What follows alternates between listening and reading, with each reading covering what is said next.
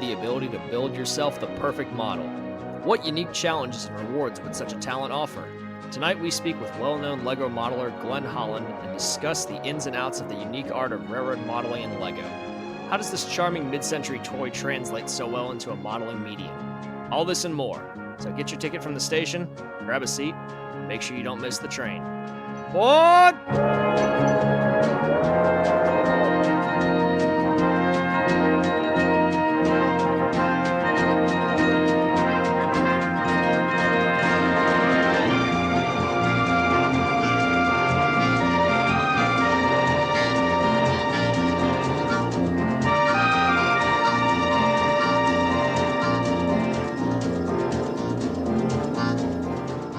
Good evening, everyone, and thanks for tuning in to episode 82 of the Miniature Models Podcast. I'm one of your hosts, John Schwartz, and with me, as always, is my co-host, Johnny. How are we tonight? Doing fantastic. John, how you doing, my man? I am doing fantastic as well. It is a beautiful evening. I've had a productive day, and now I'm talking with some wonderful people on this fantastic show, so it could not be better. Agreed. Both of the mats are otherwise occupied tonight, but we have plenty to discuss with our guest this evening, as both of us are massive aficionados and appreciators of L-Gauge and LEGO in general, and of our guest, Mr. Glenn Holland. Glenn, how are you tonight, sir?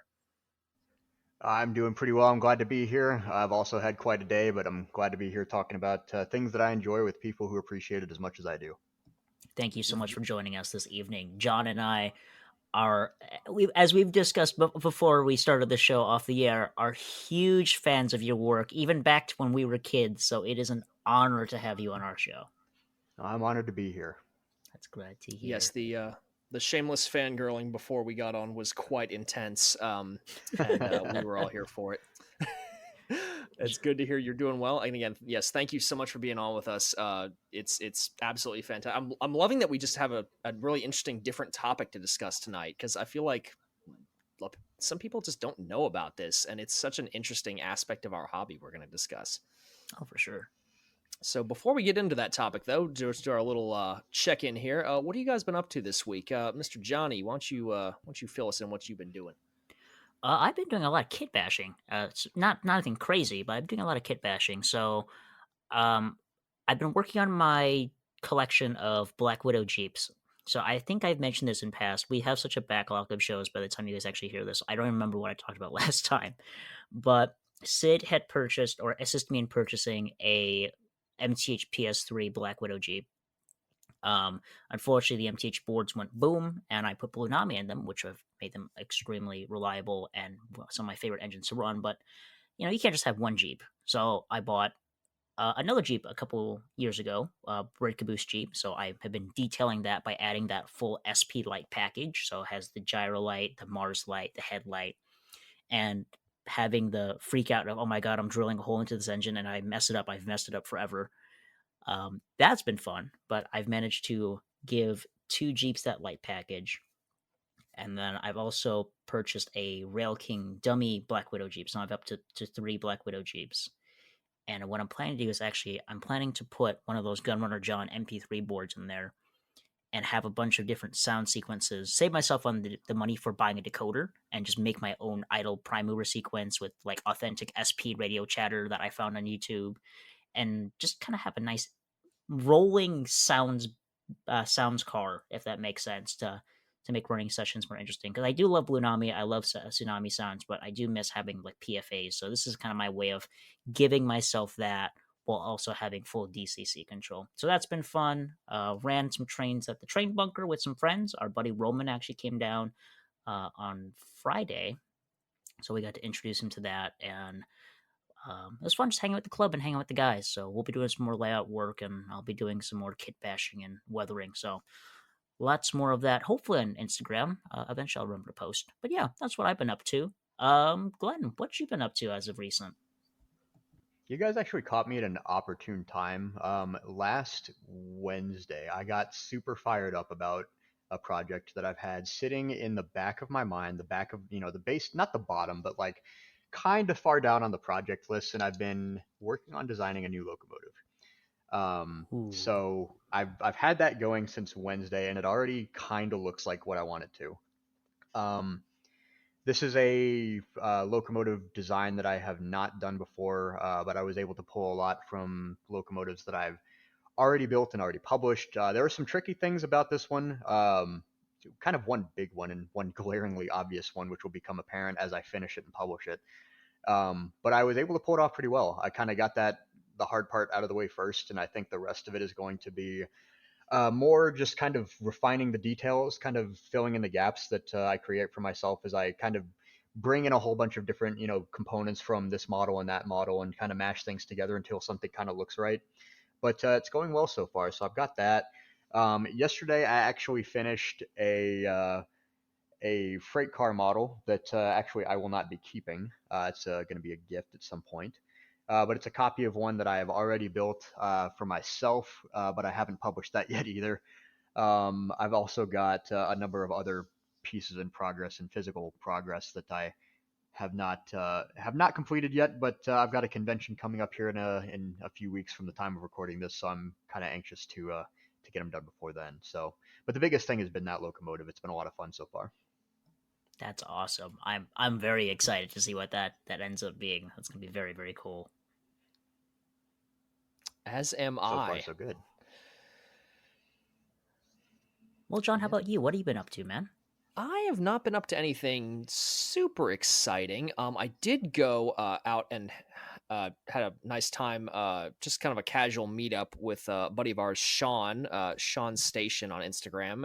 He and some other friends and I, Sid and a couple other guys, Matthew Zoscale Trainz and Evan Diaz, we all went out there and just had like a rap session, just hung out and ran some trains on his layout. I think it was actually on one of the hottest days of the year we just had. We have had a massive heat wave in our part of the area. I don't know about you guys, but yeah, we've been just like boiling here. It only just cooled off recently, so we were like on the hottest day of the year outside running trains. We kept having to move them around in the sun so they weren't like as the sun went across the sky and did different shadows, we had to move them so they wouldn't melt in the sun, because you would leave something in there for like a minute and it was boiling. So yeah, that was quite interesting and fun, but probably sweated out 20 pounds off the body there. But yeah, no, that was pretty much everything I've done recently. Just doing some organization of my storage area and stuff and going through, because when you have stuff put away for a bit, you forget what you have. It's almost like past you giving future you a gift. It's also like, oh, I didn't know I had this. It's like, why did I buy this? Now I have something to sell. Great. I bought myself a chore for the future. No, most of the time it's good stuff, rediscovering old things you have. But other than that, nothing really crazy. Just getting geared up for some of the meetup trips here this summer coming up. Looking forward to spending time with my buds, Johnny, Sid, and everybody else. We're going to have a Michigan trip and some other stuff. So it's looking good. I can't wait to see some of these new layouts here that I've never been to before. But other than that, nothing really else. That's about it for the moment. So with all that out of the way, we're going to get right into our topic here now. So we always like to start stuff off with an icebreaker. Now I have the formal one here, but also Johnny just wanted me to ask as an icebreaker. Glenn, when was the last time you stepped on a Lego? I cannot remember. I honestly cannot remember. That's good. That's a good answer. That's a good situation to be in when it was not a memorable occasion recently, because that is one of the worst. It's so deceptive. As who was it? It was Top Gear. It wasn't Jeremy. It was it Hammond talking about like Lego. Yeah, what's worse than stepping on a Lego? It's a landmine. A landmine. Yes, James, that would be worse than a Lego. I love that show. I'm just chuckling because I said this jokingly earlier when John and I were talking before the show. Like, we should ask Glenn when was the last time he stepped on a Lego, but it came off so much more threatening than I expected it to. You didn't know how it was going to be put, Johnny. You can make anything threatening if you try hard enough.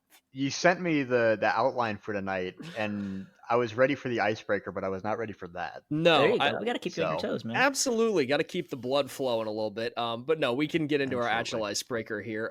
So I think we all kind of have, I don't know, we might all have similar experiences with this, or we might not. But what got you started just with like Lego? Like, what was it like as an adult? Was it as a kid? How did you get started?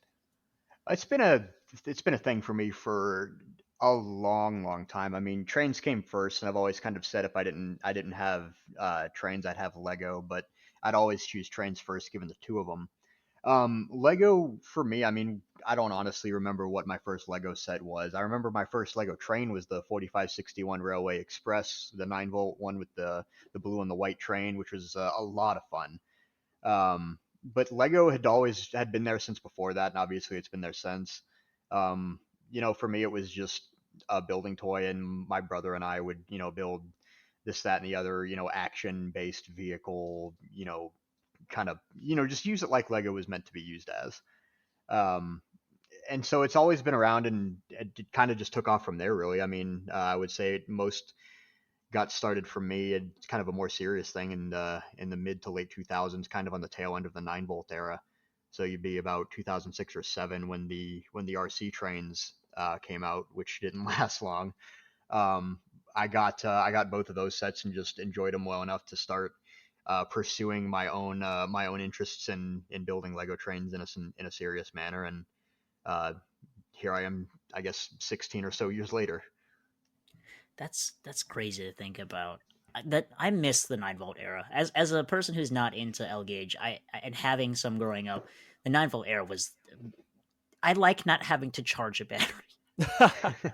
There is a lot of advantage to that. I will say though that the batteries have been kind of a blessing in disguise. I mean, there are people who are so up in arms, myself included, honestly, about the death of the 9-volt system back in the mid 2000s, and I was even still young enough to not fully, have been able to appreciate 9-volt, because I really did get into it, on the very tail end, the last few years of it, only to the point where like I can distinctly remember that if you remember like the World City Express, which was that green and white train, like way back in the 9-volt era, kind of released alongside the my own train stuff, or right around that time. I distinctly remember picking up the engine part of that set. So just like the engine, not even just the whole set, but it was on a discount at the Lego store, and it was for like $20 or something like that. Oh wow! And it was at the same time that I bought the green passenger car for full price at that. They made up the same transaction at that store. So yeah, it's been a while, but the 9-volt system, man, we had it good for a little while. We really did. I miss it. I See- had. Oh, go ahead, John. Oh, I was gonna say, see, I missed that as a kid. I came in, my first train was the first thing I got. Like, I think the caboose was my first ever. It was one of my first ever Lego what sets. a classic. I love that. I still have it. It's literally sitting up in my closet right now. I pop in there and look at it every so often, but I've always kept Amazing. that one. I'm sorry, Johnny, go ahead. I cut you off there. No, you're fine, man. The nostalgia is coming out full force, as if it wasn't before. I grew up with so I was my dad spoiled me silly with the sets I had. Well, it was like the classic steam set. So it was the build your own train steam locomotive with tender, the coach, the log car, and the caboose. The full big set. Wow. Ooh, oh, jealous. That is one. If I could go back in time, that is one that I would have on my list. I have that. It needs to be Wow. restored because it was I changed it up as a kid, so I need to restore it back to original configuration. Everybody does that. Yeah, I have the box still. I still have the box. I had. Oh, that's lovely. My dad bought me. The collector in me loves that. It just sits under my layout, man. It sits under my layout. It stores all the extra track my dad bought. So he bought a gazillion switches, a bunch of the extra track packs, and then on top of that, he bought the full Super Chief. You trying to get rid of anything? Just let me know. I've had so many guests on the show. Carmine, one of our guests, he Carmine has famously said, "Yo, Johnny, if you ever want to get rid of that Super Chief, you let me know." It's like, "No, dude, I'm keeping it." My dad got said, "Bro, you better give it to him. I'm gonna rock at your house, man." Amazing. That's pretty Carmine. Honestly, I have similar thoughts. I just wanted to be polite. But no, that set is trapped behind my backdrop right now. Unintentionally, it's trapped behind my backdrop because one, I had it displayed on like the windowsill, so I need it. Thankfully, it's behind closed blinds, so the plastic won't fade. But also, so people can't steal it from me when they're here. I had folks trying to look and reach behind the backdrop, jokingly trying to take it, but I got to keep them away, keep them at bay. Absolutely, yeah, that thing is valuable, amazing. Man. My first set, when I got my first set, it was the I think it was 2007 or 8. It might have even been 2006. It was the I think it was one of the first like RC sets they released. It was the freight train with the big double-ended electric green Yeah, the green engine. one. Yes. Yep. I wish Yep. I stupidly gave it away, or I did sell it. But Oh, oh my god, dude! No. Trust me, I have beat myself up so much for that. With the caboose that I had, it formed a perfect freight train. You got the crane, you had the car on the. Oh, it was so much fun. I loved it. You got that the was a switches. good set. It was a That was a good fantastic set. set. Now, does that count as the RC era? Because that one was, I remember that one was batteries, but it wasn't rechargeable. You actually had to fill the fuel tank on the Correct. engine Yeah. with batteries. So I believe that the general consensus is that they call that the RC era, and then after that is the power functions era. Okay, And power honestly, functions, yeah. I think it's underappreciated. I think that people have grown to appreciate it generally. I had both of those sets, the white and red passenger train, and then I had the green cargo train that you had as well. I still do. They're boxed up somewhere in a closet or something. But honestly, they were good sets. Especially the cargo train. I think for $150, you got all of that. Yep. And the playability as an 11 or 12-year-old was unmatched. It like I ran the wheels off of that set. Oh yeah, I had so much fun. I spent so many countless hours messing with that set. That it was so much fun. I remember I had my Lego another set I wish I still had. I had the SpongeBob Bikini Bottom set, and that was the town that went in the middle of the set. You had this thing looping around the pineapple and That is so 2009 Lego. I know, right? Oh my word, I love that. Oh yeah, that was my little Lego layout, and then I had the original Hogwarts set that wasn't that's awesome. Yeah, that didn't have the tracks, that had just had the wheels that you set on, but I retrofitted it with bogies so nice. it could run on my track. It wasn't powered, I just pushed it around, but that was my steam engine and my passenger train I had. But yes. So that's where we differ. Is I actually never had Lego Steam until I started building it myself. And I have to comment on two things that you brought up. One of them being the original Hogwarts Express. I got that set more recently. So like in my college years, I got that from some family friends of mine, and it's in the box, sealed, sitting in the top of my closet right now. Oh my gosh. So which is I think is pretty cool. Secondly, the thing I have to just tell this tiny story because it's so relevant to what we were talking about with the Please. RC train. So yeah, you remember they had that big, like ugly, like incredibly difficult to work with, like 28 stud long base with that six AA battery little cartridge thing that you load into the bottom of it. And so I distinctly remember I had brought a handful of my trains in a suitcase over to a friend's that we were visiting on some weekend or something like that. And I had set everything up, and this was with 9-volt track, but my speed regulator wasn't working. Like I had the wires plugged up and everything, but it just wasn't working. Like it was completely broken. So I took the locomotive apart. I took the green green freight locomotive apart down to the base and plugged the 9-volt track wire into that and controlled my 9-volt trains with that remote control. Oh my gosh.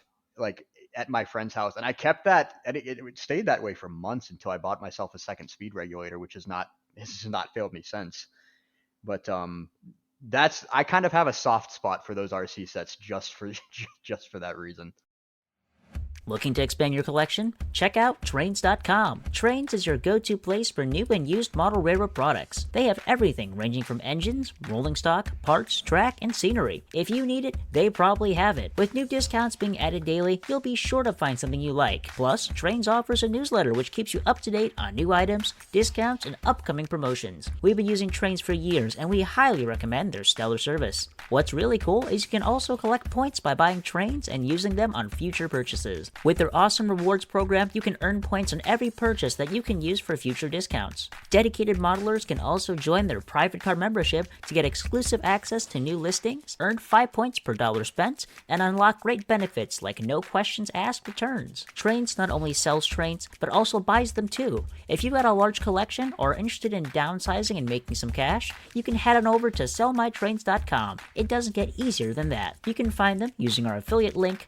www.trainz.com/MMOP, or if you want to use our one-time promo code MMOP, you can get $10 off a single purchase on the Trainz.com website. So check out Trainz.com and start expanding your collection today.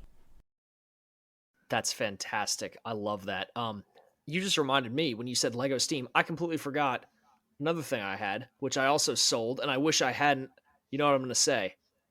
The Emerald Knight. Wow. Yeah. Oh no. Stupid. Super dumb. Yeah. We're not friends Wow. anymore, John. I know. Yeah, that Complete is idiot. that is almost a like. Oh my goodness. I know. I did get good money for it. Even Everyone back lost then. their minds when that thing came out. I know, dude. I got it the Christmas it came out. And I don't know. Yeah, I just had that phase where I didn't like. Please forgive me. Do not judge ye not, please. Because I am more fervent with Lego than ever. But yeah, I wish I still had that one. That one was okay. I want to get the Orient Express. I've got both of those. The Emerald. Yeah. I've still got my Emerald Knight. I think I need to rebuild the trailing truck on it, but I've at least got it. And I've got the Orient Express. The Orient Express I love, but I moved on very quickly to other things that were more relevant to my own modeling purposes. Oh, yeah. But the Orient Express is genuinely, I think, a good set. The thing that bugged me on the Emerald Knight was I think if you built it correctly, it actually didn't roll really well. Like it was there. Yeah, there were some known problems with the Emerald Knight, and I've had this conversation with other people before. It was built and designed by somebody who had never designed a train before, and every single problem that it did was known to have was 100% fixable with a minimal amount of extra parts. Wow. Like to the point where, if you guys remember the Railbricks magazines, they actually detailed fixes that you could make yourself to the Emerald Knight in one of those issues. Oh, that's really cool. Yeah, I forget which issue it was, but I remember reading that when it came out.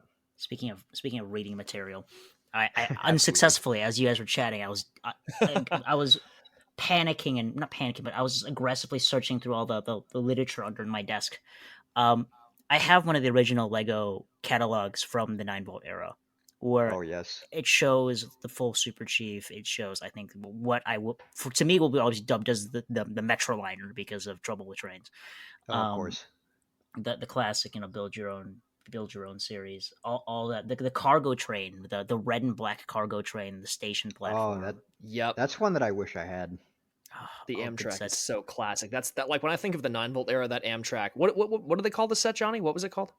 I called it the Metroliner, but that's because that's what they called it in Trouble with Trains. I have no idea what it's called. So That's actually, it is called the Metroliner. Is it really? Oh, good. Yeah, that's actually the name of the set. That's fantastic. I had one more. Do you guys remember this? This was like the coup de grace. Okay, it's not Lego. It's the unholy other one. I know what you're going to say. The M word. Yeah, it was the Royal Hudson. I had Mega that one. Bloks Royal Hudson. I had that one. Oh my god, that took a weekend to build. Like a weekend. That was one of the ones that I enjoyed having the most, even just as a display model. And I'm pretty sure I've still got the bell and the whistle from it somewhere. I did get rid of that one though. Yeah, me too. I think the one I envied the most, and then we can move on to discussing other things instead of just pure Lego nostalgia. It's really fun. Johnny. I was beyond envious. For those who are envious of the Super Chief, I am envious of the folks with the BNSF and the Maersk train. Got it. Oh, the Maersk. Maersk train was a good set. So good. Very rare we see that is American one of the stuff now. that is one of the best diesels that Lego has ever made. So jealous. That was such a good era, man. I wish I appreciated the 2000s more growing up. It's like, oh, if I could go back. You're too young to appreciate it. Too young to appreciate it. We were too busy watching Trouble with Trains and that one guy who built all the high-speed European trains that he'd crash on his bank curves on his floor. That guy. I have to go back and watch it now. You guys are going to force me onto a classic YouTube train deep dive. Trouble with Trains just ages. It just gets better the older you are, because then you understand the jokes. Yeah, you understand the jokes more. Absolutely. I love it. Yes, we're definitely going to do a deep dive back in the sort by oldest video added to playlist. Yeah, there you go. 3,000. The videos of the okay. One last nostalgia trip before we go on to the actual topic. Yeah, we've got so much more to talk about. Oh my gosh. Do you guys remember one of those videos? It was the soundtrack to it was Johnny Cash's 1947, and it was a huge train show. I don't remember what it was, but it was just a fantastic spread of like the Super Chief was in it, and it had like it was just a really, really huge. It was the first like big Lego. You're talking about NMRA 2005, and that was the train show with Richard Einhorn. Yes. Yep. I watched that video over and over and over again. Big and I red remember and that. silver. She don't lay no smoke. Yeah. Oh my God. I'm pretty sure we're thinking about the same thing, but We oh have my to be. word. We have to Yeah. be. There's only. Oh my God. I watched that video millions of times. Oh my So much good God. nostalgia. Love it. Miss the old internet. All right, so let's get into our discussion topics tonight here. So Johnny, do you want to head us off with one of our first questions here? Yeah, sure. That was our opening topic. Good lord. Yeah, that was the icebreaker, guys. That was the icebreaker. Yeah. So Glenn, so a lot of our listeners are mostly O scalers, but we're expanding to more than just O scale. But have you always modeled exclusively in L-Gauge, or have you dabbled in other scales throughout your time in the hobby? That's a perfectly reasonable question because I think that if you're a train guy, you enjoy trains of just about any size and scale, and up to and including the real thing, obviously. I would have to say though that as far as legitimate efforts to model go, I think it's just been always Lego. Of course, I've had HO before, I've had N scale, I've had O scale. I think my first train set ever was the Lionel Safari set from like 1999 or something like that. There's a picture of probably a 4-year-old Glenn sitting on the floor of his great grandmother's house next to that box on Christmas Day or Christmas Eve or something like that. Just as like I've got my fists up and I'm like excited. I remember the photo. I love that. Yeah. Oh, I wish I had that picture in front of me now. But no, honestly, as far as a concentrated effort to produce and build models and design models, it's pretty much always been Lego.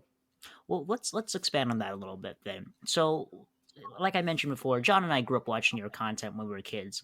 What were your first what were your first mocks that you made in terms of engines that you did, or tell us about your first Lego layout that you had? Yeah, oh goodness. The first Lego layout that I had, with any sort of so I would define this as like the first layout that I had that didn't get like packed away after a certain amount of time. It started as a loop of 9-volt track on the floor of like kind of a spare extra room. It was literally a small addition to the house that my parents owned when we lived in Massachusetts. So I would have been between the ages of I think 10 to 15 really. And so that's really where it started in kind of a serious way for me, was around that time. So this would have been about 2006 or so. And so it was just this loop of 9-volt track that I just added onto bit by bit. I had the Trainz from, much younger, and I kind of got into them again, just kind of finding a new appreciation for them. A lot of it honestly did come from things like the Trouble with Trainz series on YouTube and the like. And really it just grew from there. I mean, I had made a couple friends that also did Lego and kind of, took inspiration from them. Like somebody built kind of an interesting like little schoolhouse that was on, two of like those giant road plates that you get from like the base plates that you get in the packs of 2 or 3 or whatever from the store or whatever. Built on that and then just really expanded from there as far as the layout goes. And then so I eventually moved that down onto a 4x8 sheet of plywood in my basement in that same house. And expanded that. Eventually got a full 2 loops of track. I was distinctly remember the inner loop was 9-volt and the outer loop was a lot of 9-volt track, but not entirely. So it was power functions, limited to power functions trains. So eventually that would include my whatever the 280 that I had was at the time, and my 10-wheeler that was in the wreck of the old 97, among I think a couple others. And so that kind of grew on from there, and eventually we moved out of state to Pennsylvania and got into a little bit of a larger space. At some point, my dad and I built myself a new layout before we moved, but then I had to keep one of the extra tables dismantled after the move and things like that. So that answers the layout question, or at least I hope it does. Yeah, for sure, man. Kind of Absolutely. long-winded answer. But as far as like the first like models that I did, I think the first one that I did in kind of a serious like concentrated effort to produce something was Thomas the Tank Engine. And I have no shame in saying that. No judgment here, man. As Yeah. you should not have any shame in. Oh yeah, everybody gets their start. A lot of people, anyways, get their start in Thomas, and I think that that's a fine thing. Because it translates into so many other areas of life, and people do a lot of cool things with it. But yeah, it was a Thomas the Tank Engine model that I built off of, basically just platformed off of a 9-volt motor. Just kind of made a concentrated effort to, pick out the details that I noticed from the Thomas character and kind of translate that into Lego. So I remember distinctly kind of getting the shapes of the running boards down. I got the shapes of a couple of the like the frame rails that you see kind of in the front on the front of the model. The shape and color of the windows, the shape and color of the roof, the stripes on the boiler, and things like that. That was probably the first one. That eventually translated into a similarly sized blue locomotive that was very similar in shape to the my own train small steam locomotive with the tender, but kind of a homegrown version of it, a little bit less fancy even. That translated into a slightly larger version of a similar idea, but more Americanized. That eventually translated into several different iterations of a locomotive that would eventually become my 10-wheeler from the Wreckable 97, which I've got sitting in front of me on my desk. Before we were started recording this, we were talking about it, and I went and pulled it out, so I've got it in front of me right now. But that's kind of the evolution of my my beginnings in Lego Steam. That's awesome. I'm gonna out John on the show because I find it funny. You go right ahead. Do it. John and I were talking privately before Glenn joined us tonight, and we were talking about how excited we were for the show.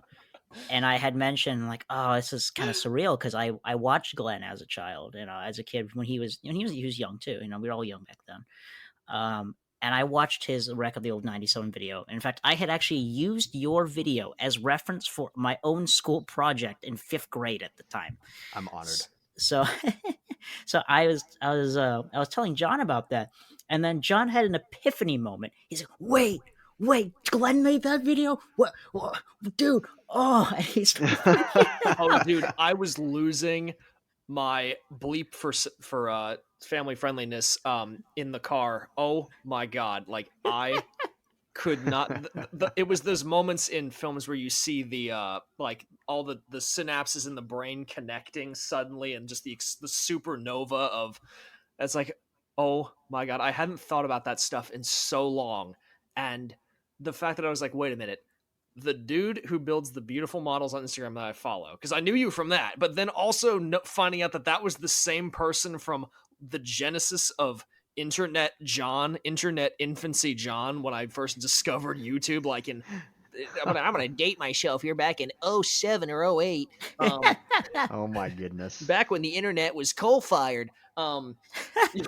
It's on a big truck.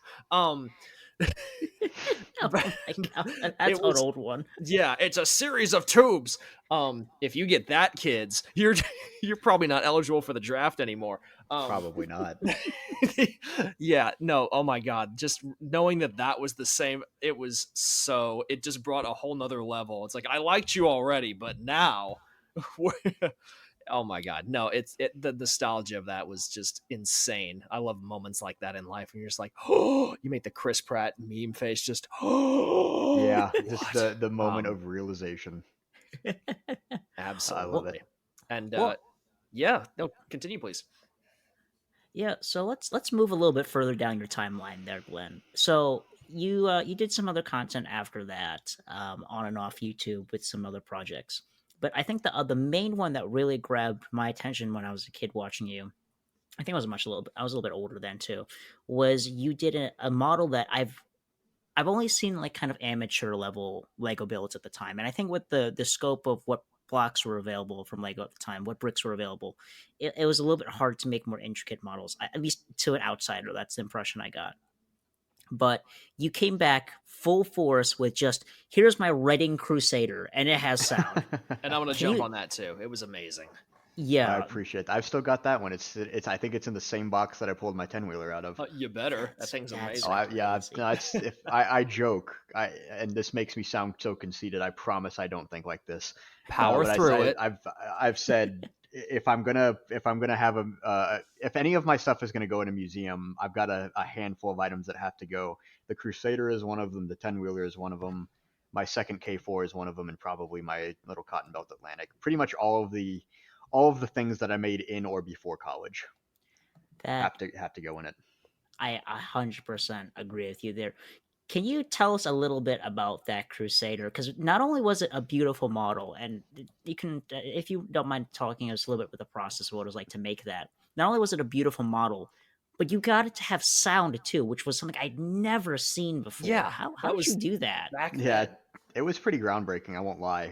And it was honestly, it was a combination of 100% luck. I have to attribute it 100, almost 100% to circumstance at the time. So the Crusader came about in, well, so before that, I should back up a little bit. I designed the first iteration of my Pennsylvania Streamline K4. So it was the Pennsy 3768, which is the only K4 to ever receive the full streamlining, and by far the best looking Streamline K4, I have to add. I designed the first iteration of that in my senior year of high school.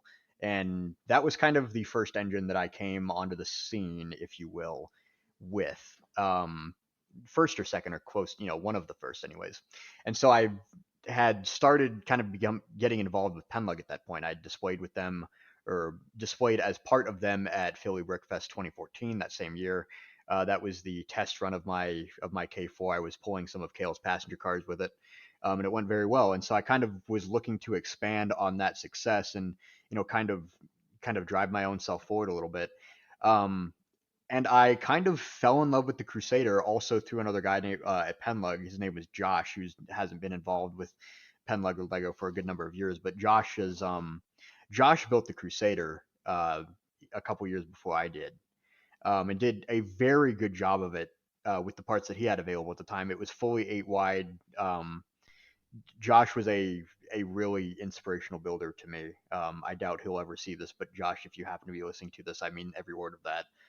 And so he built the Crusader, and I really honestly just fell in love with it, just as for it being a streamliner, it's being blue. It's honestly, I think it is one of the most beautiful steam locomotives and train sets that have ever been made. And so I wanted to make my own attempt at that and kind of do it justice in my own way. And so it was, after different conversation, like, oh, they had two streamlined engines. I'm like, well, I'll just build the other one. And so I was like, all right, I'm just going to build the Crusader. And so it set about me just using some of the ideas that I recognized in Josh's model of the 117, and then I translated that into my own 9 stud wide model of the 118. And I finished that in early 2015. It was probably about a little over 9 years ago now that I finished the Crusader. It was right at the tail end of my freshman year of college, and so I took that along with Josh's passenger car set. He built the whole set. I've only ever built the engine and borrowed his car set every time. Thanks, Josh, by the way. Um, I took that with me to Brickworld Chicago 2015 and debuted it there, and that's where I purchased a lighting kit for it from a couple of different vendors. I believe it was Life Lights in particular. I purchased a lighting kit to allow myself to put a headlight in it, which I had given myself the option to do ahead of time, and I also put the flickering firebox effect in it, both of which I was very proud of at the time. And it ran very well. It's just a pair of train motors in the tender pushing the locomotive, which is just a rolling chassis essentially with a nice looking shell on top. And then the car set was wonderful to have behind it as well. So that was early 2015. Later 2015, I went back to college and started my sophomore year.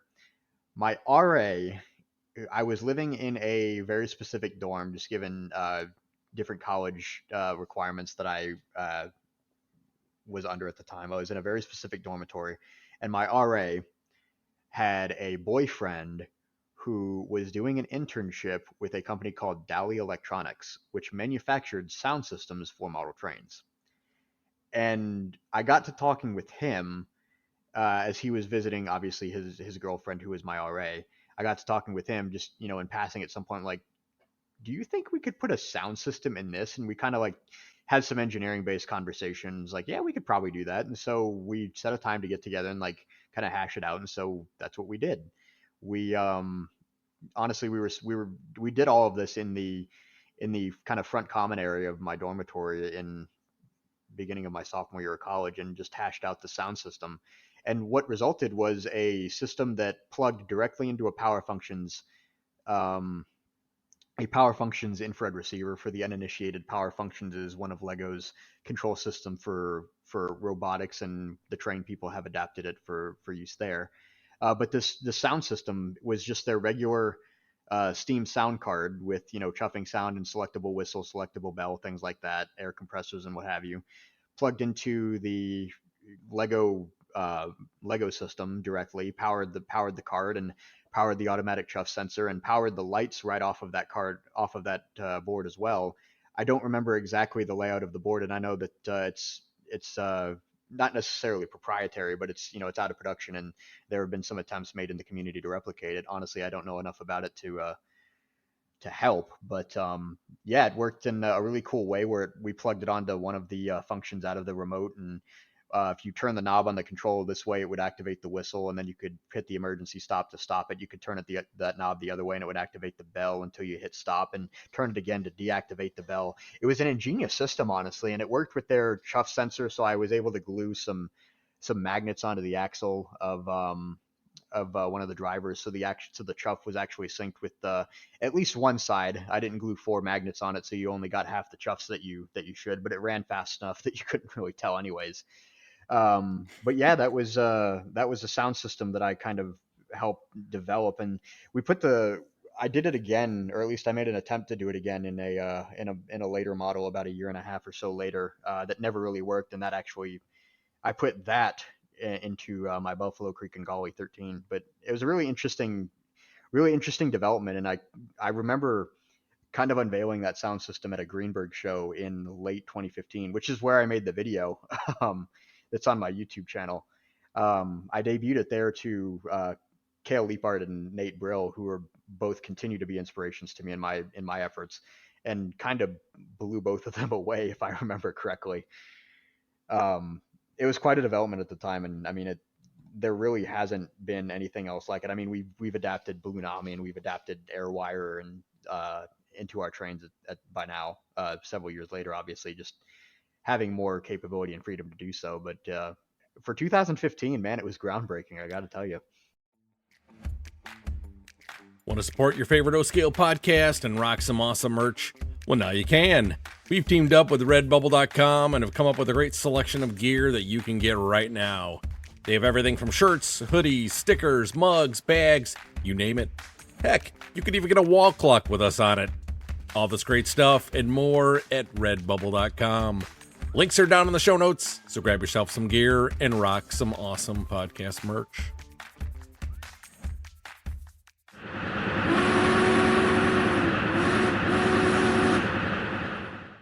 I was about to say, so for context, John knows it. So Sid from Sid Trainz and I have been pushing for Bluenami and O-Scale for such a long time, and we have the challenge of we can't use a DCC system in 3-rail because of the way that the signals are transmitted. It just confuses, all scrambles the electronics of all the other stuff, and AC and DC and all that lovely spaghetti-ness of all that.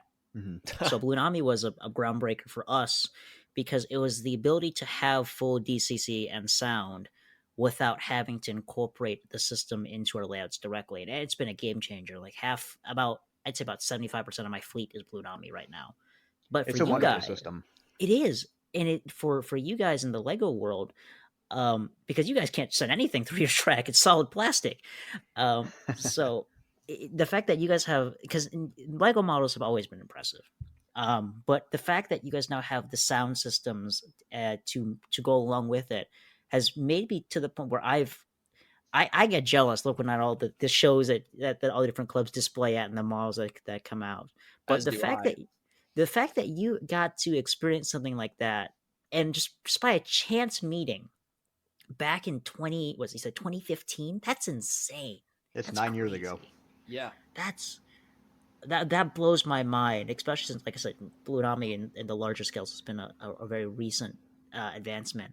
So the fact that you had a engine with sound, synchronized sound, that could be ran off of the existing systems, it blew my mind when I saw it. I'm like, this is what Lego has to offer, what L-Gauge has to offer. And as your models have gotten more impressive as the years have gone by, like the stuff you make now is stellar, top notch. It just blows my mind. That's just fantastic. I really appreciate that. I mean, Lego to me has generally always been about pushing the envelope as far as it'll go, and then kind of finding that limit, and then just taking a little bit of a step beyond that. at least in my book. I mean, Mhm. and that's the other thing about Lego is this is kind of for the uninitiated, but Lego is such a wonderful, wonderful modeling medium. There are people that will purchase the Lego train sets and be completely happy with that, and they'll just use those and love it. And I love people that do that. It's kind of a vote with your wallet kind of thing as far as Lego is concerned. Like if they make a train, we should buy it and support it because if Lego makes any train, I think that's a good thing. We had that, at least that with my thoughts on the Orient Express, which was a little bit controversial, but that's my hill and I'm going to die on it. I'm with you. There are also people who will purchase a Lego train and modify it until they're content. Some people go pretty far with that. Some people will do a little bit, but that's the thing is you can find what you want to get out of it and put the effort that you're willing to achieve a result that you want. And then obviously you have the Glens and whoever else that, push that envelope and use it as a 100% scale modeling medium. But it's great because you can find something for you. And even as somebody who doesn't actively model in Lego, like I've had Proto 48 modelers, I've shared my content to Proto 48 groups because I think that, what I do and what they do are very similar. Mhm. And I've had Proto 48 modelers and some of the best in the business comment on, for example, my 763 and say like, you hit every detail. And I think it's awesome. And I've had people, it's the greatest compliment to me. Like, I posted just recently, my friend Shane built a copy of my Berkshire in the form of 1225, Pure Market 1225. And I shared that around. And one of the guys that in a group that I posted to on Facebook, I believe, commented, "I love how you got the details between the sanding lines and the bearing caps right." Because if you look at those details on the real things, they're not identical. And that's the exact kind of level of detail that I love to go for. And it's when somebody comments on that and when somebody knows enough of the subject matter to recognize that and then compliment on it, it's the highest form of compliment in my book. That's a total tangent to what we were talking about, but that's where we went. No, That's fantastic. you're fine. Well, actually, that brings me into another point, and John can lead the conversation on this. The accuracy and the higher end of prototypical modeling with L-Gauge is incredible. And one of them, I love so many of the models you've done. As an SP guy, I love the C8s the C8 and the C9 that you did. I knew you were going to bring those up, Johnny. Those are beautiful models. Those were fun. I love that. The Burks, oh my god, those Burks rival some of the stuff we have in O scale in terms of accuracy and just the quality, build quality alone. But there's one particular model that I remember really got John's attention. And John, I'll throw the mic to you because this is where you and Glenn shine. As I wish the listeners could have heard the pre-show, but what's that particular model that you both seem very passionate about? I feel like I know where this is going. Definitely don't know what you're talking about, Johnny. Why would we discuss that? Never. Actually, before we briefly before we get into that, because we will not stop on that tangent once we go on to it. I just have to get this. The thing that's so interesting about this, and I really just thought about this first of all, didn't that Burke win an award, Glenn? It did. I've said, I think even just within this recording, that I don't like bragging on myself. I really don't. Power through it again. Come on. So I did enter my nickel plate 763 into an awards. I won't necessarily call it a competition because it's not. I wouldn't say it's a competition, but it's an awards program that I helped start during the pandemic, actually in the lockdowns, because just kind of as a community movement. It's called the Brick Train Awards. And it's basically just we, once a year or something close to that, we accept entries from around the world. We judge based on region and where the entrant and model in question is from. So we have like an Americas region, we have a Europe region, we have an Asia region, the like. We have handpicked judges. We have an incredible amount of coordination. Honestly, if my hat has to go off to the people that have coordinated this before, and that includes me. But I'm throwing the hat to everybody else that has been involved in this, because it's a great amount of effort that gets put into this, and coordinating the judging and everything like that. But so it's the Brick Train Awards, and I judged the first year, entered the second year, judged the third year, and then entered the fourth year. The fourth year was 2023, and I entered a few different things. I believe my main entries were my Moorhead and North Fork 12, my OP&E 19, and then nickel plate 763, and 763 went on to take both the best Steam award for the Americas region, and then went on to against the best Steam winners in the other regions and beat them for the global win as well, which I'm incredibly honored to even to think about that, because I had some real competition, I have to say. As somebody who appreciates every bit of what it takes to make a legitimately good Lego steam locomotive, I have to say I had some real competition, and I genuinely did not expect to win. I truly did not, but I did, and I'm between the three models that I entered, I'm glad it was 763, because I genuinely love my 763. Thank you, Hey, by the way. Oh, sorry, Johnny. Go ahead. no, I was gonna say it definitely deserved the win, Oh because yeah. I can't get enough of. I'm just looking at as you've been chatting, I've had some of your models, some of the videos playing on autoplay on my other monitor as we've been chatting, and I just can't get enough of that Burke. It is, oh my god, it's for those who have not seen it, um, and who are just strictly listening to our show tonight. If you have not checked out Glenn's channel, look up Glenn Holland. Look at some of the models he makes, because as folks who are O scalers and scale modelers, Glenn's models are on par. I genuinely mean that. And the fact that they're designed and built with all this attention and detail in mind is beyond impressive. Please, please, please, please check out his models, because they are fantastic. I appreciate that. Thank you. Seriously.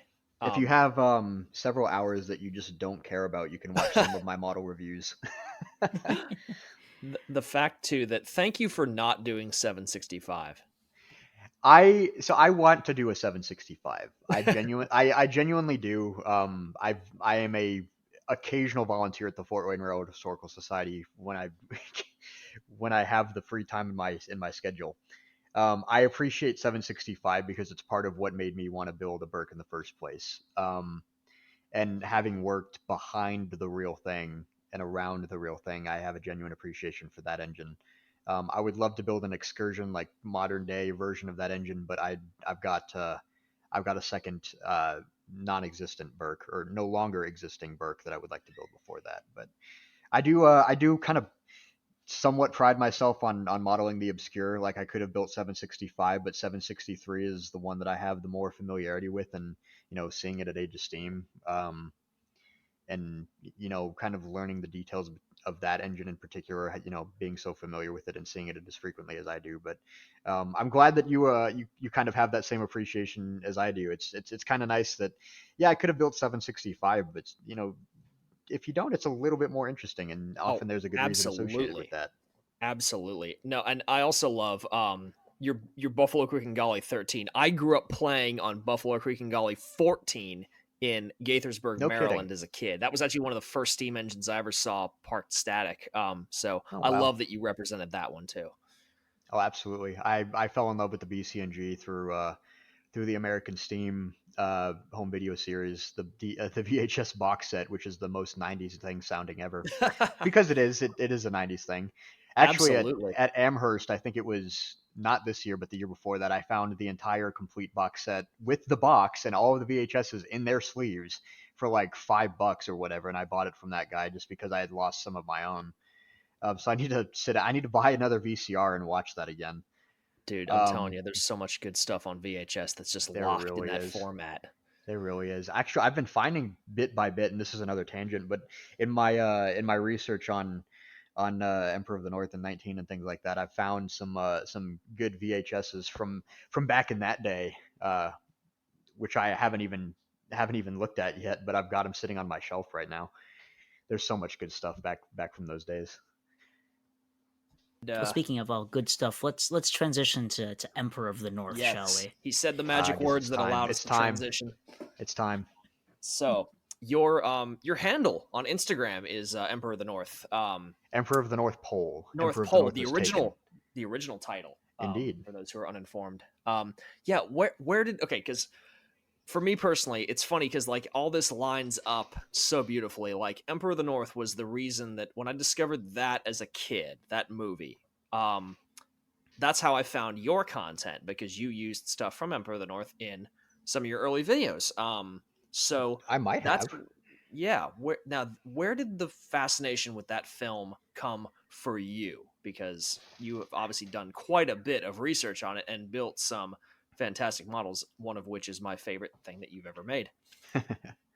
um, Honestly, I think it came from the same place. I remember distinctly watching some of those. I don't know what the exact name of the game was, but Trainz, the computer railroad simulating Oh yeah, games. Trainz. Trainz, yeah.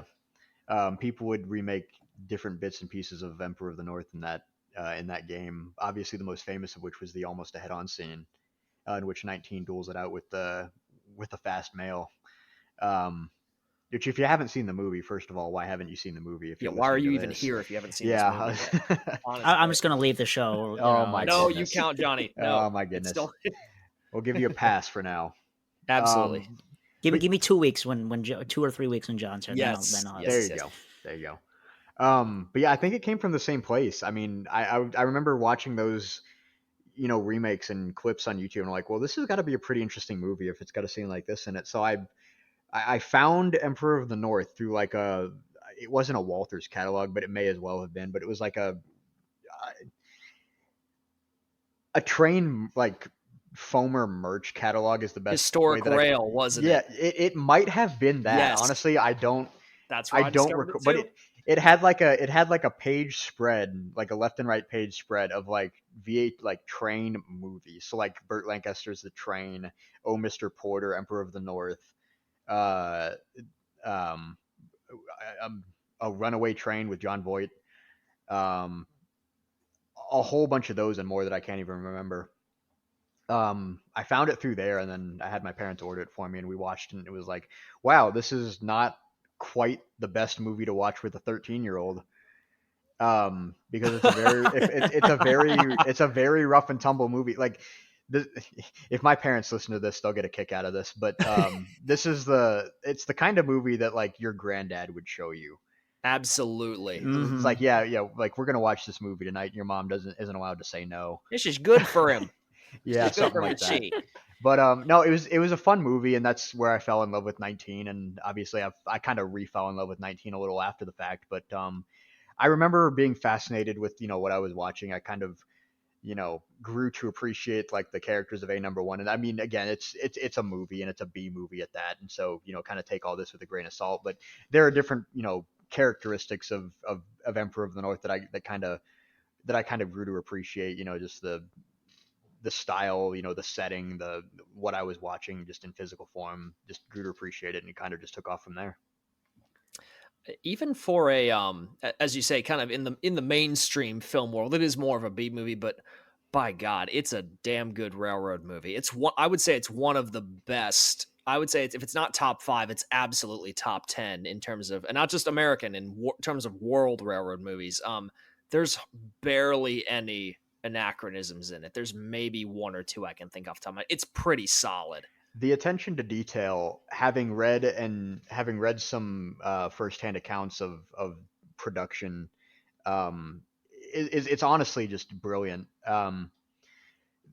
So much attention to detail was put into just things that were on screen for fractions of a second, if not just very few, very very small amounts of time. But they put this amazing attention to detail into this movie that unfortunately just didn't do that well in the box office. People thought it was a Christmas movie because it was released under Emperor of the North Pole at first. Which, if you didn't know that, there you go. But it honestly, it's a very enjoyable film. There's it's got some good moments. It's got some nail biting moments. It's got some wow, I can't believe I just saw that moments. But I have to agree with you. I think it would have to be top 5. I think Burt Lancaster's The Train has to be right next to it on that list. Absolutely. Oh yeah. Anything where real trains are being done. Yeah. It's kind of cliche, but it was back in the day when they were willing to do that with real equipment. I think it makes the movie so much more real, and obviously it's the whole practical effect versus digital effects kind of thing, and you could go on that for hours. But just to sum it up, it's just Emperor of the North, just great film. Yeah, Oh, for sure. it's great listening to what's his face, Ernest Borgnine, talk about the movie. There's some very good clips. Glenn, I'm sure you've seen them on YouTube of him talking about when he's in driving his the bus. yeah, in the bus. Yes, Yeah. the bus one. Oh my god, I love that video. He's so, work, my lord. Because I think he came off of doing Poseidon Adventure when he did that. It sounds about right. Yeah, they had to act like real railroad workers in that film. So it's if you haven't seen it yet, let this be your calling. You have to go see it. This is your sign. You should go find Emperor of the North if you haven't already. Absolutely. This is your warning, listeners, because we're Yes. going to have Glenn on again in the future for an episode just dedicated about this, because That's right. these two could talk about it for hours. Do And your I would love to homework. see them do it. Listeners. We haven't even finished the first one, and they're already inviting me back for a second. Absolutely. There Oh you go. yeah. That's how it is when you're a good guest. I appreciate that. Thank you. You have made some of your best models, and ones that I've seen in person are of Emperor of the North, and the fact that of the freight train, and I think you said you might even have some future plans for stuff. But just the fact that this kind of speaks, I feel like that train as a whole, kind of, and Blue Nami as well, it kind of speaks to the whole, just. I use, this is one of my cliche words, the vibe of what L-Gauge is. It's this sort of, it's kind of O scale. It's pretty close in size to O scale. It generally is, yeah. You get this whimsy and this beautiful color, and the fact I am quite jealous of it, in the fact that you can build anything. You can do the most obscure, specific thing, like the layout that you guys were running was on that layout. I have photos of 19 next to one of the most beautiful models I've ever seen of Point of Rocks Station in Maryland. It's my good friend Rob. Good friend Rob Douthwaite did that, and it is a staple of any East Coast Lego modular layout. It is incredible. I lived at that station as a kid. Like that was one of the main places, only places I went to ever go watch real trains was on the old B&O. That's why I'm such a B&O fanatic. Was that in Brunswick, Maryland. And Kensington, which I think there was also a model of Kensington on that layout too. But any of that kind of stuff.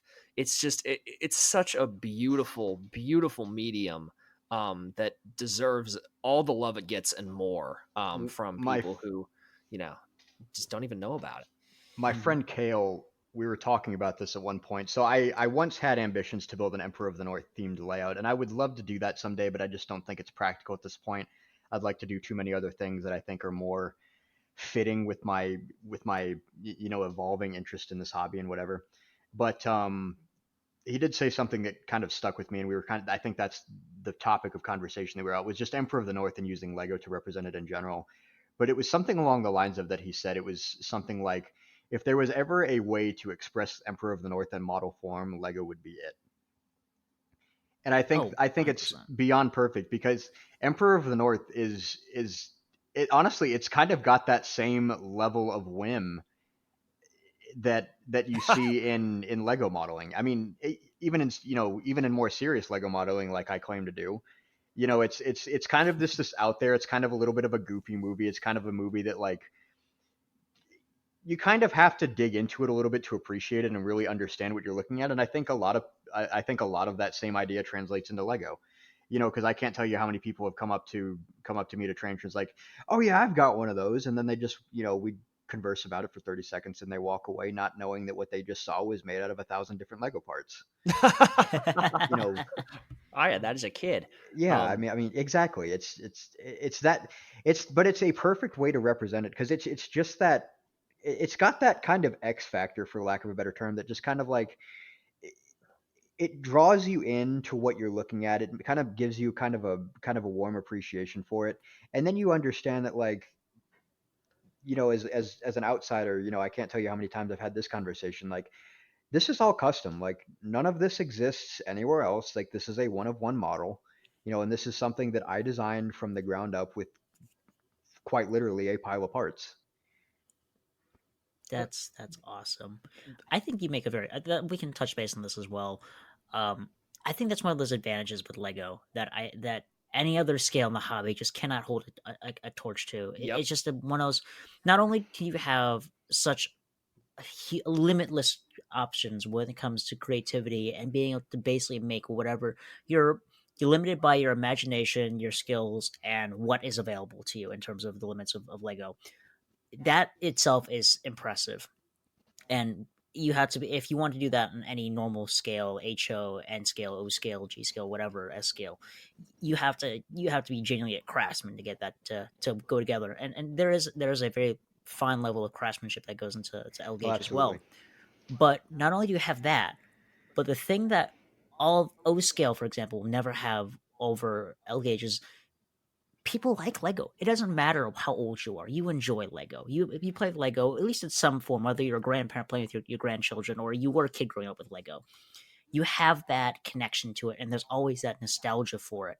And it gets the public. You try to explain, this is a train and it ran from blah blah blah to that blah blah in this era, and not everyone gets that. You kind of have to be kind of born into this hobby to really understand that appreciation. Absolutely. With the general public, you can display your fantastic layouts, modular layouts you guys put together, and the public doesn't even have to have an understanding of Trainz to realize this is freaking cool.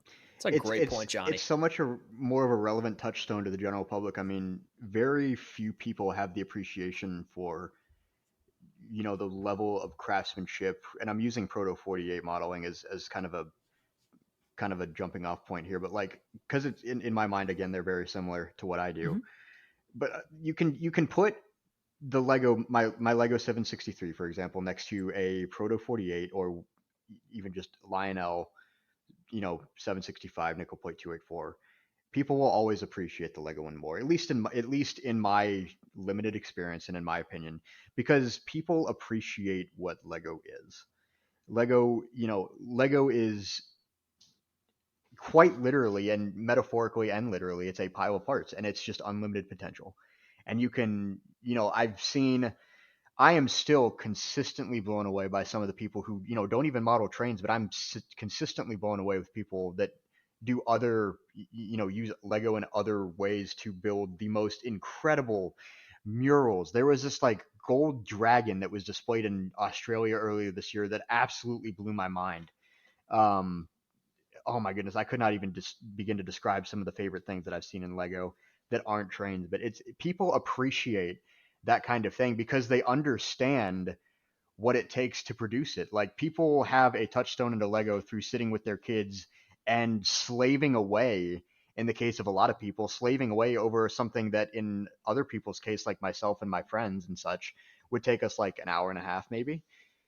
But people understand the effort that goes into it a lot more than they will understand the effort that goes into a Proto 48 model of the exact same subject matter.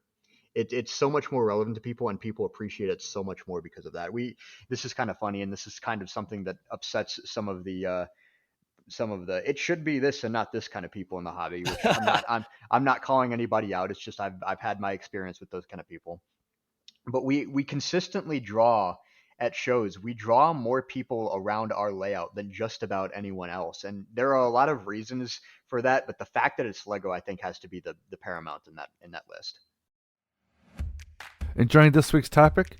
You can join in on the conversation too on our community Discord server. We have a lot of different discussion channels, ranging from showing off your collection, discussing the latest and greatest in the industry, a buy and sell forum, and even a voice channel you can hop on call and talk Trainz with us late into the night. We're a little over 300 strong, and we'll love to have you join us too. Check out the invite link to our community Discord down in the show notes. Read and acknowledge the rules, and introduce yourself and start chatting. We have a great team of moderators who make sure all are welcomed and respected. So what are you waiting for? Come on down and join us in on the fun, and let's talk some Trainz.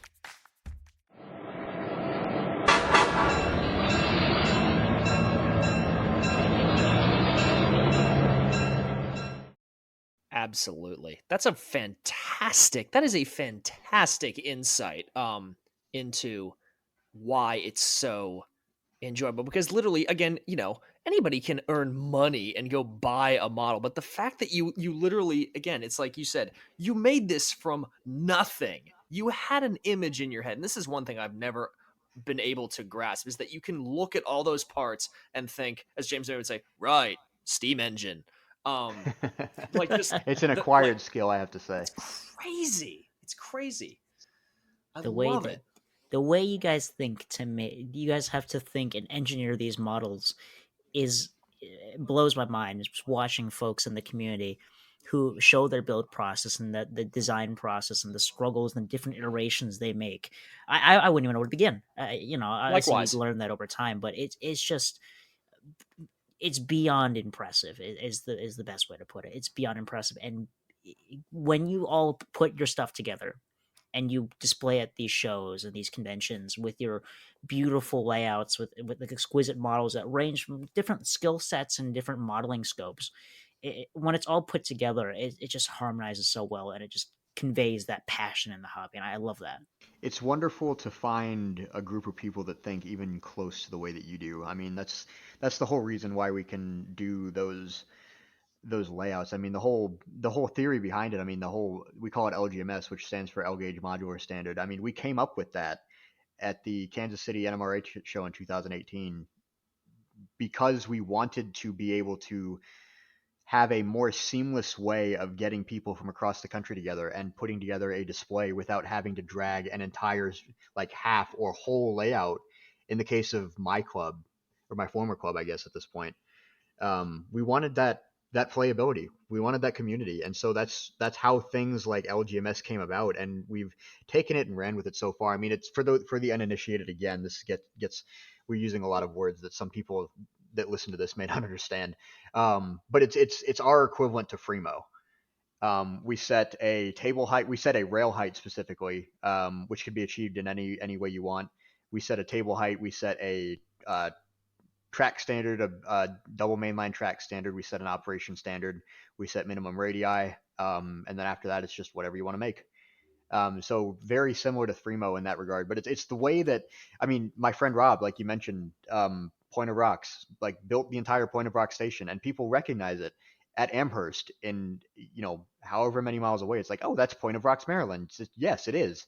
And we build different modules. My friend is modeling Waterbury, Vermont in Lego, which is amazing. That was at Amherst as well. I have other friends that are modeling more generic but just as realistic sections of layout, and we're able to come from literally all over the United States and put together these modules and create. I think Amherst was, oh goodness, I can't remember how big Amherst was, but I think it was 30 by 60 plus feet. Must have been much more than 60.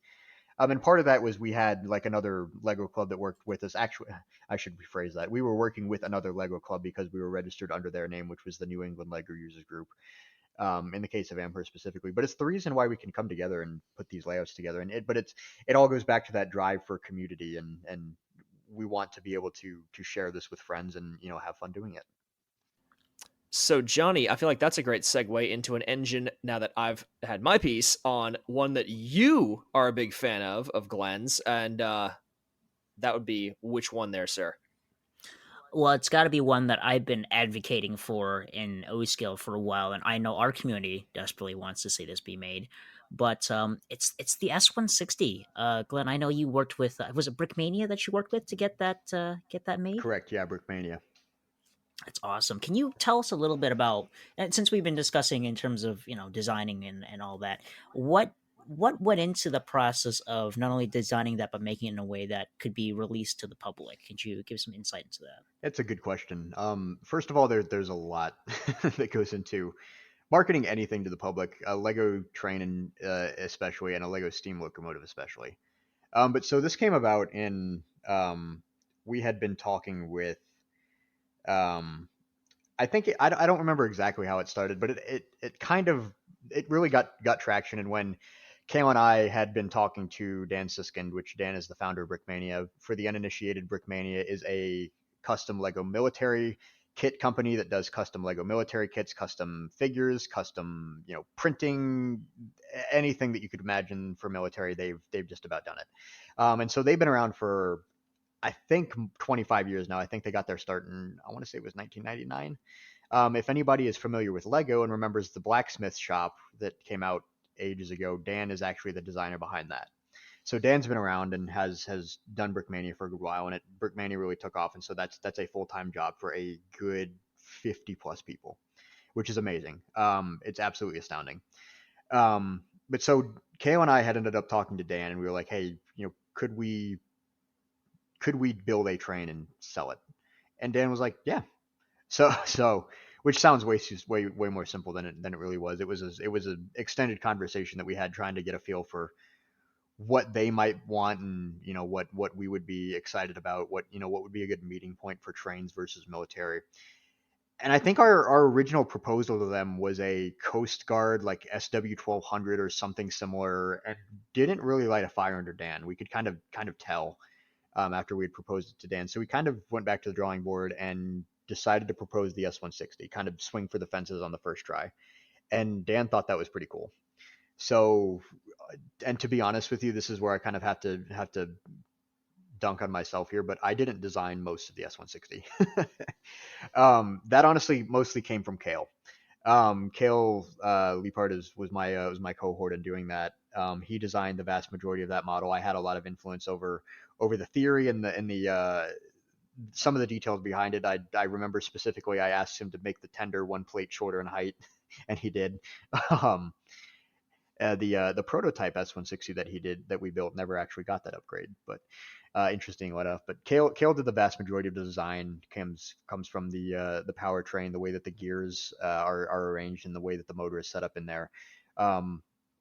We knew that we had to deliver a bomb-proof, rock-solid product because, we talked about the Emerald Knight, and the Emerald Knight had its problems, and we wanted to avoid every single bit of that, and we know that we could. But that all starts with, in any Lego steam locomotive, all starts with a reliable powertrain, just a reliable way of getting the model to operate. And so Kale had either rebuilt or slightly modified something that he had did before in one of his other locomotives and put it in the S-160, and it literally has never gone wrong. So that was kind of the first key to success there. The second was just having enough free reign from Brickmania and Dan specifically to allow us to just kind of take this and run with it. I remember distinctly that Kale built and designed and built the S-160 in the space of about a month to 5 weeks. It was a very short time frame that we had, and that was really start to finish on his part. And then I remember he visited me at some point. Maybe it was like a couple months before the release of the kit, and I sat down at my desk, which is just right next to where I'm recording right now, and just went through and just detailed the locomotive. Like I just sat down and just hashed out all of the details, like all of the piping. I hashed out like the flex tube. I hashed out the different details on the engine. Like, I couldn't even recall most of it at this point, but all of like the things that kind of get put on last as you're designing and building a steam locomotive, that's most of what I was responsible for. And then Kale went back home and put that through MLCAD, which is before Studio or stud.io, however you want to say it. MLCAD was was and still is one of the first ways to design, do Lego on the computer in sort of a CAD way with a library of parts, and build a digital model. And you could also do it for instructions, which is what Brickmania uses, and what Kale and I have used for our own ventures in Brick Model Railroader and such. And so Kale put that through MLCAD and sent it to Brickmania, and we coordinated on the 3D printed parts, like the driving, like the connecting rods and the valve gear and things like that. We coordinated on all of the special things that it would need to come with, like the artwork, and there were a pair of, I think, U.S. Army Transportation Corps engineer and fireman minifigures that came with it. Those were done by their in-house minifig design guy, all of which just kind of came together into this $865 kit for a roughly 148 size S-160 consolidation that was built out of Lego. And I think we made 25 of them originally. They went on sale, I think, days before Christmas Day in 2018, and they sold out within an hour, to everybody's surprise. It's stunning. Yeah, that's not a surprise at all. I've still got mine. Part of actually, it was really my main compensation for my work done in this project was a production copy of the kit, which I have built and enjoyed every minute of having, and since I've obviously upgraded it to the Katie knuckle couplers that I led in developing for Lego. But it continues to be, it's kind of a benchmark model. they went on to make another 50 kits between 2 different runs. So 3 runs of 25 total, 75 in total across the 3 runs, all of which sold out. And they haven't made any more since. They kind of are, in my humble opinion, it was a benchmark model because it was a product. It was a locomotive that we sold to people who had never built a steam locomotive before, most of which were, at least that I'm aware of, having bought the kit. I've made some friends actually from people who have purchased the kit. We were able to sell a steam locomotive to people who had never built a steam locomotive before, and they were able to replicate it without the combined however many years of experience that Kale and I had in building Lego Steam up at that point. And a lot of that comes from the magic of the powertrain that was pretty much all Kale's doing. I mean, just the way that those gears and the motor are assembled, it makes it such that it's extremely difficult for the gears to unmesh in operation. You can put, like, I think it's about 15 freight cars behind my S160, and it can just plug right along. It's an impressive locomotive. It punches above its weight class.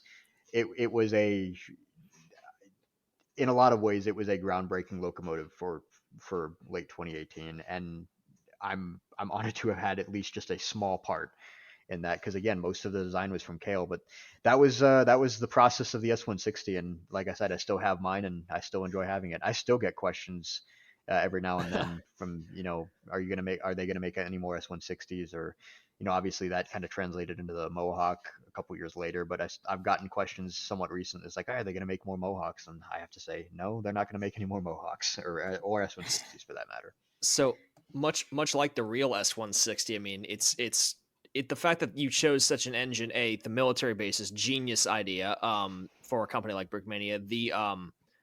The fact that the engine, I mean, that's one of the most universal, greatest locomotives ever built. In terms of, I mean, they're all over the world. I mean, it's one of the most well-known locomotives ever. So it's a beautiful model overall. I love the minifigures of the USATC crewman. Brickmania's minifigures are one of the best parts of They it. Really are. Yeah, that's such a beautiful thing. So fun fact, actually, I have a Brickmania store in my town. I was gonna say, you're probably not far from their Schaumburg location. Yes, no, I'm John. Chantilly, I'm close to, actually. Yeah, I'm close to the Schaumburg location. Yeah, John's on the other side of the country. Oh, No, okay, I'm close to the Chantilly one over in by the Expo Center. Oh, gotcha. Okay. But I love that company so much. I love going in there. The thing that got me hooked on Brickmania, why I love them so much, I went in there, and in the case, they had, like, it was the most specific model I'd ever seen. It was a captured Japanese steamroller, like a World War II era steamroller with all the, the writing and everything on it in, the control of the U.S. Army. Like that, I was like, oh my gosh, I love these people. Oh, I feel like I remember that kid. I don't watch as much of it anymore, and I kind of feel bad, but I used to watch every single like new model video that they made like every week.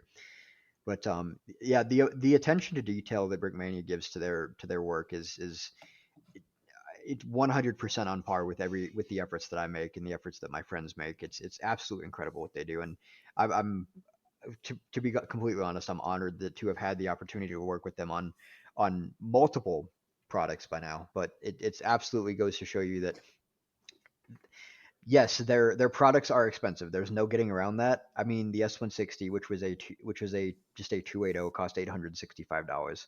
Obviously, that kind of gets exponentially bigger the bigger the set is, because there's more that has to go into it. But I have to justify it because I've obviously had a hand in it on both with Brickmania and outside of Brickmania. But I have to get on a soapbox just for a minute and say the cost of something like that is 100% justified, because you're not paying for the price of the parts. You're paying for the price of the parts. In your case, it would be third hand, because Brickmania bought them from a reseller who bought them from Lego, and you're buying them from Brickmania. You're paying for the amount of the years of experience that the model designer has in designing that model. You're paying for the people that have every hand in the instructions, have every hand in the research, have every hand in the, sorting the parts by hand. All of that's done by hand. You have to pay people for the minifigure design, all of the custom artwork, all of the advertising, and everything like that. So yes, it's 100% worth what you're getting. Yes, it's expensive, but I mean, it's on par with buying Lionel, in my opinion. Absolutely.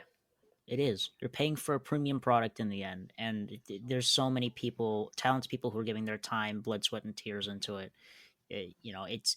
I honestly think after seeing, after hearing what you've had to say and seeing all the promotion that came out during that time, 100% worth it. 100%. To those who have that set, I have as much envy as towards you as Glenn has towards me in terms of the Super Chief. That's an apt comparison. Oh man. I think that kind of leads us into another, just kind of an interesting closing point here. Before we get into that, was there anything else you guys wanted to just touch on or discuss that we didn't? Yeah, what you got, Johnny? Actually, Glenn, you brought this up during your discussion on the S160. Some of the stuff that the Lego groups have come up with over the years, in terms of bringing these models up to scale models, is insane. And you had mentioned the use of KD couplers and L-Gauge. That when I saw that come out for the first time, we're seeing that become more widespread. Like most folks who are doing full scale models are using KDs. Tell us a little bit about that and why there was a push for that. Yeah, so the KDs specifically was a product that I spearheaded, to be completely honest. I developed these in conjunction with a couple close friends, and they were developed alongside I'd say a more conventional solution to, coupling, couplers in Lego. So if you're familiar with Lego, if you've had like the 9-volt sets, you'll remember that there was like this little magnet that was encased in a plastic coating that would clip into this little kind of rotating piece that you could build into your models, and the magnets is how you would couple cars and locomotives together. Lego did that for a while. Having the magnet separable from the rest of the assembly was obviously a choking hazard and potentially dangerous for children.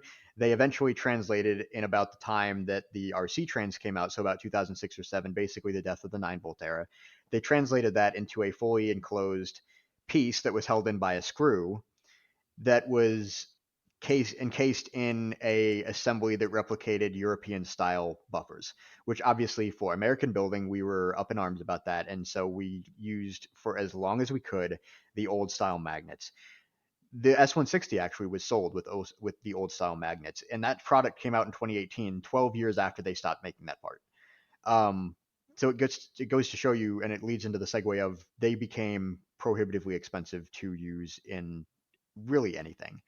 So myself and a couple of my friends, a couple of people who are much older and wiser than I am, as I like to say, kind of got together and said, we need to make a change on this. And there had been some effort in beforehand to kind of do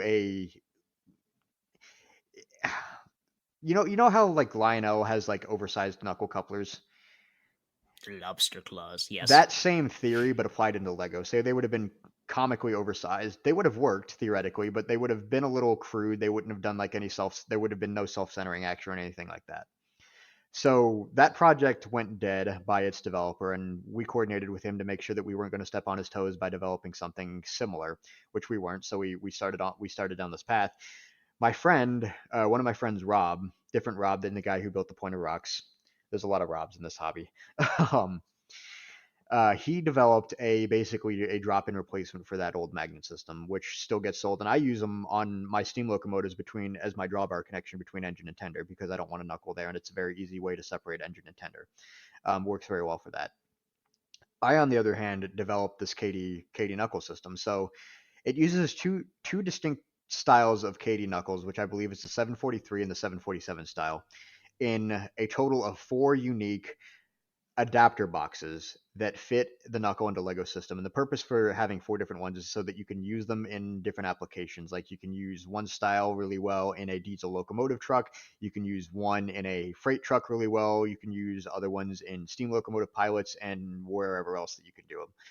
So it's basically a total of 8 parts. So it's a top and bottom kind of almost clamshell like piece that tab into each other, and you've got the centering spring in there. There's a post. It operates exactly like a KD knuckle would, but it translates that into Lego, and we obviously define kind of our standard coupler heights and things like that as good modelers would do. So it really just kind of came about as a point of necessity. I mean, we wanted something that to replace the magnets, which were expensive, but we wanted to see what we could do and kind of trying to push that envelope a little bit, and that's that's what happened. It was honestly, it's my first time that I designed a molded part before, and that was a new experience as a mechanical engineer. That was a lot of fun, and I still buy a bunch of my own product. I've yet to make any money from them, but it was a fun exercise, and I'm glad to see that that they're becoming a little bit more well known and a little bit more well used. Oh, for sure. It not only just brings it up to that next level aesthetically, but I can imagine this is just guessing from my experience with using the buffer beam magnets from the 9-volt era. I can't imagine you can have horrifically long trains and be able to reliably be able to not look at it without your train uncoupling. We did kind of figure out some workarounds with that. We started using rare earth magnets between the Lego magnets, which kind of increased the strength to a significant degree. And to this day, I have a rare earth magnet between the drawbar connection on all of my locomotives.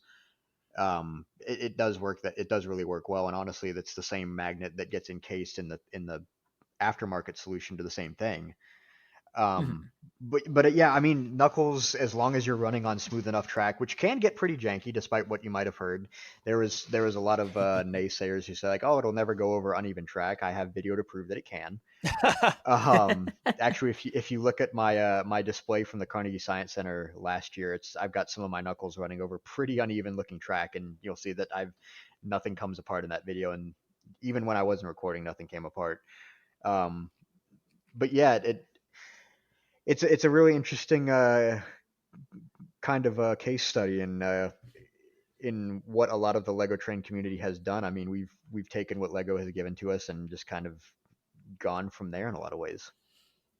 The innovation is, like I said before, extremely impressive. And every time I watch another video of something that either you've built or some other creator is showcasing, or even just like I said, the shows, nothing is more impressive than seeing what you guys come up with and seeing that innovation. Just if you just walk past one of you guys' displays and just look at the yard, I mean, that speaks for itself. I'm glad you think so. It always amazes me to see what this community will do, and I'm honored to have had even just a small role in spearheading some of that. Looking for something different? Need a gift for a fellow rail fan? Well, folks, look no further. NPL Customs is your source for all railroading decor. Handcrafted, made in the USA, and veteran-owned. Their products made for rail fans, by rail fans. I personally have a set of coasters from them that I absolutely love. Find them on Etsy at NPL Customs and use code MMPodcast at checkout to save 10%. NPL Customs, quality since 2017. For sure. John, did you have anything else, or Glenn, did you guys have anything else you want to add in? You guys are the hosts. I'm just talking. I think a good closer would just be like, what are you kind of hoping for from the community and the hobby of L-Gauge and Lego Trainz in general as a whole? Like, what do you think is going to be the next thing? What's the next advancement? What's the next just thing you might want to see come down the pike? That's a great question. I think one of the conversations that we've had is kind of on the electronics front. So we talked a little bit about this, like with the Bluenami and Airwire and things like that. And that came out of a necessity for being able to operate our trains under heavier loads, for longer amounts of time. Like in show running, the Lego rechargeable battery boxes will have a timeout of 2 hours. So like you turn them on, whether or not you're giving them input or not, they will time out after 2 hours. They'll likely still be charged after that, but they'll automatically turn themselves off. That has kind of been the goal for a lot of the like locomotive building in years. I would say maybe it's since after about 2012 or 13, but more recently we're doing even more with cars and locomotives now, and we're putting an even greater amount of strain on the electronics. So it's kind of just a matter of removing the weakest link consecutively. So first it was the batteries. I've been using custom lithium batteries in all of my equipment since 13, BC&G 13 specifically. So first it was the batteries, and we found a workable, very reliable solution for that. Now after that it's been the control. We have people using the Bluenami, we have people using the Airwire, and I still like to use Lego IR just because I haven't had any success with Airwire yet. Though I do have ambition to put that system into 763 and probably the Mohawk and probably the the next big steam locomotive that I've been working on recently, which would be a lot of fun. But I think after that it's going to be motors, and we've had some people that have been looking into knockoff motors in kind of the same form factor, the same sort of packaging, just without the Lego, square on it from out of China and the Far East and things like that.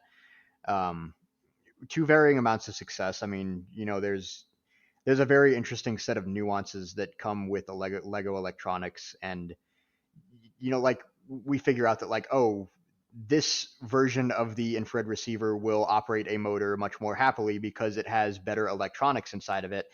Oh darn, these were only made in one set and they're nigh on unobtainium. So, as good as those are, we still use the AeroWire, and I think that the motors are still going to become the same way. I still use Lego motors as much as I can because I know what I'm getting when I use those, and I find them to be the most reliable at this point. But I think at some point it's just going to be a matter of we need a community effort to come up with solutions for that. I mean, we've already come up with our own 3D printing for wheels. I do most of my own driver design. Actually, today I was working on drivers for this next engine that I'm working on, 763, 19, or others. Connecting rods we've had for a number of years through people not including myself, but I was somebody to kind of take that in a different direction of doing a little bit more of a prototypical look to them with 3D printed connecting rods and valve gear and such like that. To be completely honest, I don't quite know where we're going to go next, but I'm going to be interested to see what it is. There's a number of people in this community that aren't me, obviously, that drive it forward just as much as I do, that I'm consistently impressed with efforts by. And I think that there's going to be, like I said, I don't quite know what it might be, but I'm confident that we're not done yet. And I love that. I love thinking about it in that way. There's still a lot that I think the community wants to do, and there's a lot that I want to do specifically. And I think that we have quite a good community that's going to bring us there at some point. That's awesome, and that's very poetically put. I'm very excited to see what not only you have to bring to the table and what's coming down the line, but for the community overall. I will definitely be watching from the sidelines and very excited to see what everyone comes up with. I appreciate that. And it's certainly a lot to look forward to. That sentiment. Yep, I will echo that sentiment 100%. You guys are just it's just such an inspiring thing to see what you all do, and the amount of effort that you put into your models and all the work you guys do is just so refreshing in our hobby to know that there are people like you guys who do this. I'm glad you guys think so. It's nice to, we don't, I make the joke, but we've heard a lot of people that are just, oh, Lego is a toy. There are some screenshots that get passed around in some group chats that I've seen or been a part in, or just on my friends' Facebooks of just, oh, Lego is a toy. This is not real modeling and stuff like that. And I see where you're coming from, but my nickel plate 284 has a tandem rod on it. Does yours?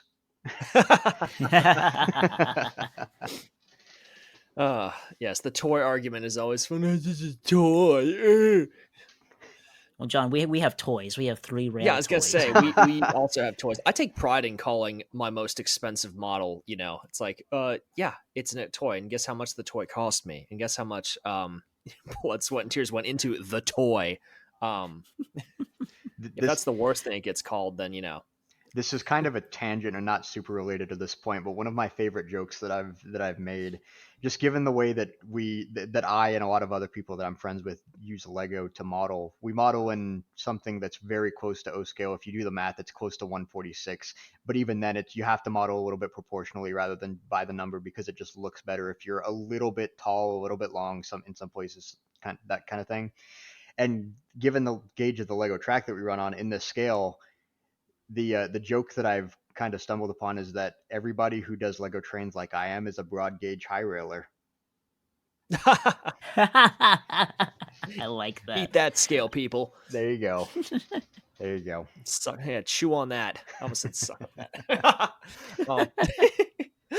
Oh man, we'll keep that in anyway. Well, you guys have an amazing community, and as we always say, it's you who inspire us to keep the show going, and we make this show for all of you. This has legit been one of the best shows that we've had. We don't say that about every episode, but seriously, this 100%. One was so much fun. Johnny and I were gushing, like, isn't this fun? Or like, yeah. Literally, we were messaging. Like, this is such a fun show. Oh my god! Yep. No, it brought me right back to being a kid again, which is the best thing that this hobby can do for us. We always like to promote everybody's social media on here. So if you would like to get more of us off the air, Mr. Glenn, where can folks find you? Go ahead and pitch your social media there for us. Oh, goodness. Let me see if I can rattle it off. I'm on YouTube. If you search my name, Glenn Holland, I should come up probably first. If you search Glenn Holland Lego, I should definitely come up.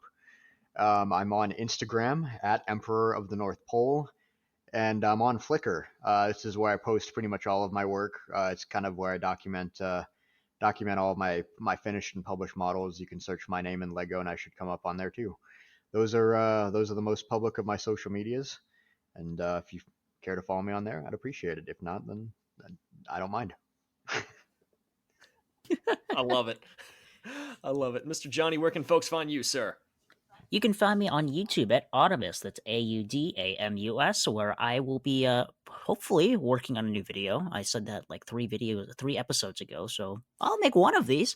I've got a script typed up right now for one of my latest projects, which is adding ambient sound to the layout with one of Gunrunner John's MP3 boards. So that is a really cool extra touch that if you're interested in, check that out. I also show the progress on my customized FP45 with all the weathering and super detailing that I did as well. You can also find me on Instagram at Audamus_Trainz and Facebook by the same name. I post in there a lot more than I post on my YouTube channel, so please check me out for some awesome shots of the layout. And last but not least, you can find me on the Miniature Models Podcast Community Discord server, where I am reading and responding to all of your posts and making a fool of myself in the voice chat. So come on down, it's lots of fun. How about you, John? You can find me on Instagram at RetroMikado96 and on YouTube at RetroMikado. I've actually been doing an interesting new plan here to see how long it will take me to come out with the next part of my video. It's become so long between the two parts that it is like almost funny. So now it's like I have to roll with the jokes and I have to wait longer for it to come out and see how long you people will wait for it. Because good content you will always wait for. No, I should have that done soon, hopefully, as he said in the past 5 episodes you've listened to over the past few months. Now, you can find me on both those places. I do have some great content, in my own opinion, if I say so myself. Some weird essay videos, if you guys want to go check those out. And you can also find me on the Miniature Models Podcast Discord community server as well. It's a fantastic place full of great people like yourselves, our listeners, and those you have not joined yet. Why aren't you a member of it right now? Get on in there in the show notes and follow us in our Discord. There's lots of good stuff in there. And our fantastic other hosts, the Matts, you can find them, Mr. Matt R. You can find him at WC Model Railroad on Instagram, YouTube, and Facebook. And our lovely Matt Z, you can find him at Matt Train Lover 9943 on YouTube and Matts.hobbies on Instagram. Hopefully we'll get them back on here soon, so we can have some other fantastic episodes. But guys, that was absolutely fantastic. Glenn, thank you so much for joining us. Thank you for, between the time that Timonium happened when I first pitched this to you and now, thank you for your patience getting you on the show. I was going to say, it's a whole 5 months later. It is. I've been counting the months until so, but thank you so much for waiting, and thank you so much for being here with us. It has been an absolute pleasure. You've been one of our favorite guests. I speak for Johnny as well. I'm sure he can back me up on that. Oh, 100%. This was a fantastic show. I've been very much looking forward to this, and you did not disappoint, sir. I'm glad that I could be here, guys. This has been an absolute blast. A great way to spend several hours of my Tuesday night here in early July. It's been a lot of fun. I always enjoy talking about the hobby, about the people in it, about my piddly efforts in it. And yeah, you guys. You piddle, sir. You piddle quite well. I appreciate it. You guys have been great to talk with, and hope you'll have me back at some point. We still have to talk a lot more about Emperor of the North. Oh, John will not let us continue on until we schedule it again. You're coming back. All right. No, hopefully you will come back. Absolutely. So thank you guys so much. Hope you all have a fantastic evening. Stay safe. Wishing you green boards and dry rails. And can't wait to see you all in the next episode. Take care, So everyone. long. Take care. Get off Shaq's train.